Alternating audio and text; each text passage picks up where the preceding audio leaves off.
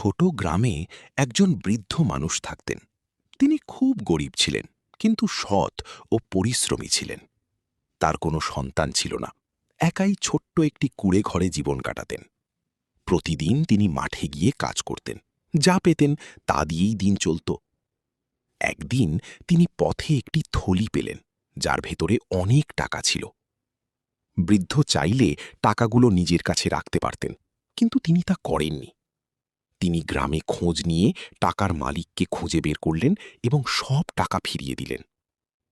টাকার মালিক তার সততায় মুগ্ধ হয়ে তাকে কিছু পুরস্কার দিলেন। বৃদ্ধের জীবন একটু সহজ হয়ে গেল, কিন্তু তিনি আগের মতোই সৎ থাকলেন। গল্প থেকে আমরা কি শিখলাম? সততা মানুষের সবচেয়ে বড় সম্পদ। ভিডিও ভালো লাগলে লাইক, সাবস্ক্রাইব করে পাশে থাকুন। আল্লাহ হাফেজ।